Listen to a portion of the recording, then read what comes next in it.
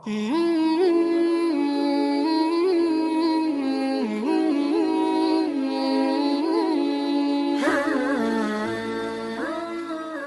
কারা? সৌদি আরবের সবাই নাকি ওহাবি, তাহলে আমরা কি? ওহাবি কারা? আব্দুল্লাহ জাহাঙ্গীর রহমাউল্লাহ তাকে প্রশ্ন করেছিল ওহাবি কারা। আমার এক ছাত্র প্রশ্ন করছে, তো তিনি বলছিলেন এই ওহাবি আমি আর তোমার উস্তাদ জাকারিয়া, এরা ওহাবি, আর তোমরা সবাই সুন্নি। এই হচ্ছে মানুষের বানানো জিনিস। ওহাবি হচ্ছে এক ধরনের উপনিবেশবাদীরা,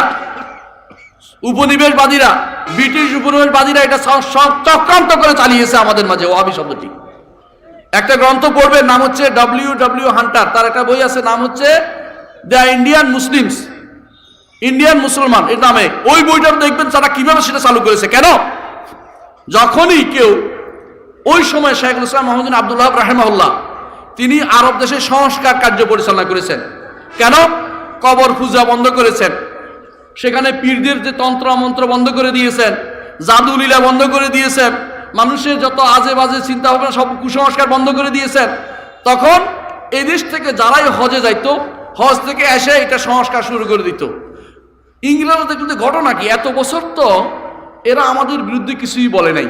এই লোকটা তিতুমির নাম শুনেছেন, হাজি নিসারউদ্দিন তিতুমির, নিসার আলী তিতুমির, যাইয়া হজ করে এসে শুরু করছে।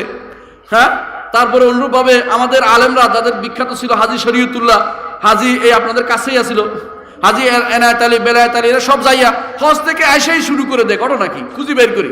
তারা যখন খুঁজে পাইলো, তখন তাদের টেলিফোন ছিল না, বুঝেন নাই, খুঁজে পাইলো যে আরব দেশে এক সংস্কারক আছে, তার নাম হচ্ছে মুহাম্মদ ইবনে আব্দুল ওয়াহাব। ওই লোকের কাছে কেউ গেলেই সুস্থ হয়ে যায়, আর শিরিক করে না, বেদাত করে না।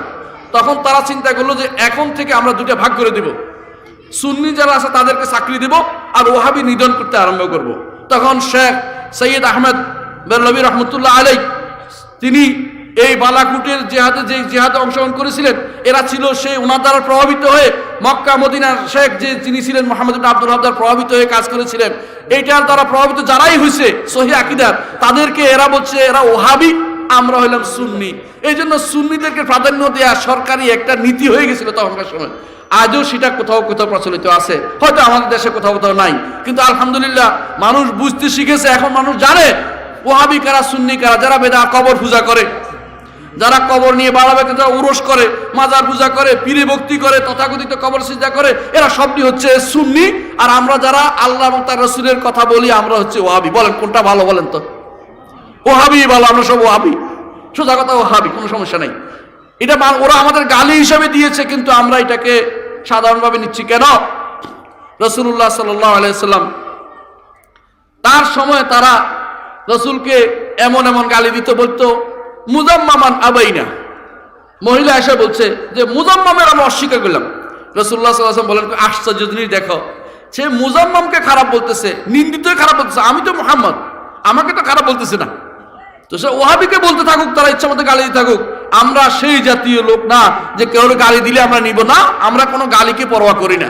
কোরআন এবং সুন্নাহর কথা যারাই বলে, সহিহ সুন্নাহর উপর আমলের কথা যারা বলে, শিরক থেকে মুক্ত থাকতে যারা বলে, বেদাত থেকে মুক্ত থাকতে যারা বলে, এরা তথাকথিত যারা স্বার্থ নিয়ে বসে আছে, কোরআন সুন্নাহ বিরোধী আমল করে, বেদাত করে, শিরক করে, কবর পূজা, পীর পূজায় লিপ্ত আছে, এদের কাছে এরা ওহাবি হবেই। এটা স্বাভাবিক, অস্বাভাবিক কিছু নয়। এই জন্য আমরা তাদের এই গালিকে আমরা গায়ে মাখি না।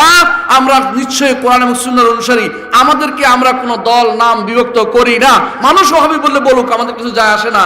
আমরা ওহাবি বলি না, সুন্নিও বলি না। হ্যাঁ, আমরা বলি আমরা আহলুস সুন্নাহ ওয়াল জামাআহ। নিঃসন্দেহে আমরা আহলুস সুন্নাহ ওয়াল জামাআহ, যেটার উপরে সলবে সালিন ছিল, আমরা সেই সলবে সাল নীতির অনুসারী।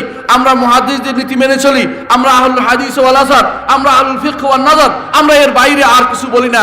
বানিয়ে বানিয়ে যারা নিজের শরীয়ত প্রবর্তন করছে, তারা নিজেদেরকে যতই সুন্নি জামাত, সুন্নি বলুক, এরা আসলে শরিয়া বিরোধী কাজ করছে। এদের থেকে আমরা সাবধান থাকি।